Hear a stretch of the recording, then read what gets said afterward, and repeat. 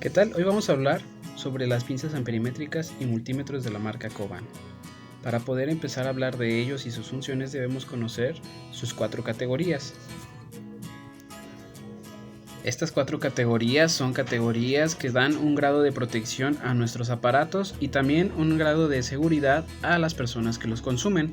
En este caso tenemos la categoría 1, como podemos ver, puede ser utilizado en mediciones electrónicas, como por ejemplo para medir algún circuito de una televisión, de algún radio, etcétera. Generalmente lo ocupan mucho las personas técnicos que se ocupan de arreglar este tipo de aparatos o los jóvenes que van en universidad que estudian la carrera de electrónica.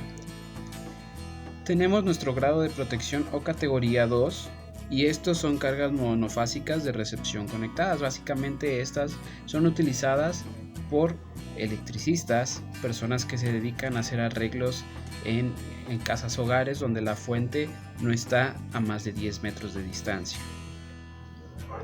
Contamos también con categoría o grado de protección 3. Esto es una distribución trifásica incluida la iluminación comercial monofásica. Generalmente esta categoría la utilizan mucho lo que son los electricistas, los trabajadores de CFE, al momento de estar haciendo algunas verificaciones en cuanto a plantas eléctricas, en cuanto a algunos postes de alumbrado. Y por último tenemos nuestro grado de protección 4 o categoría 4. Son conexiones trifásicas en dispositivos.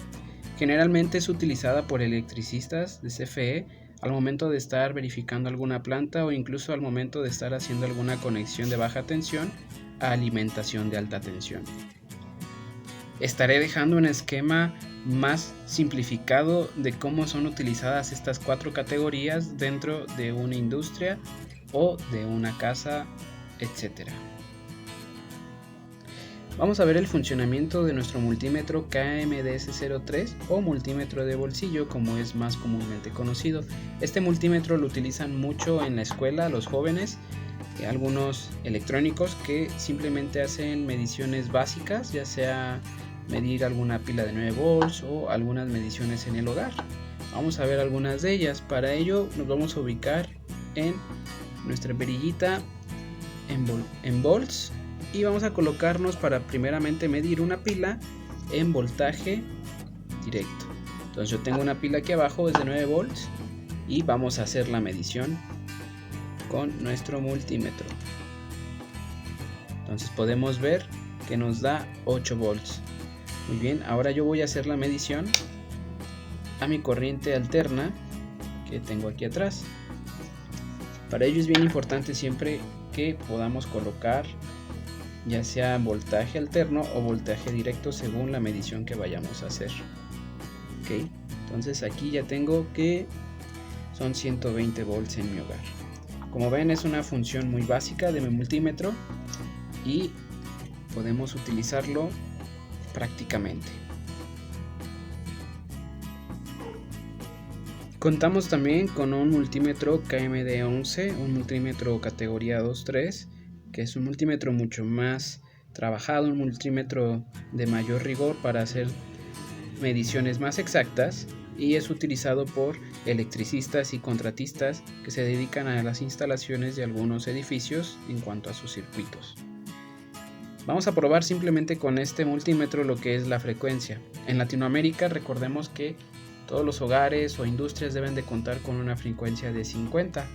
Para esto nos vamos a ubicar en donde dice HZ, un porcentaje, o en algunos otros multímetros van a venir algunas líneas como cuadraditas para hacer esta medición de frecuencia. Entonces vamos a ver que nuestra frecuencia en nuestro hogar esté correcta. Y podemos ver que es correcta.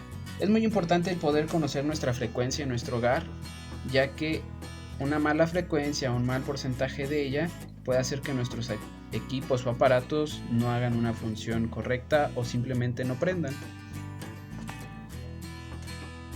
Contamos también con estas pinzas amperimétricas.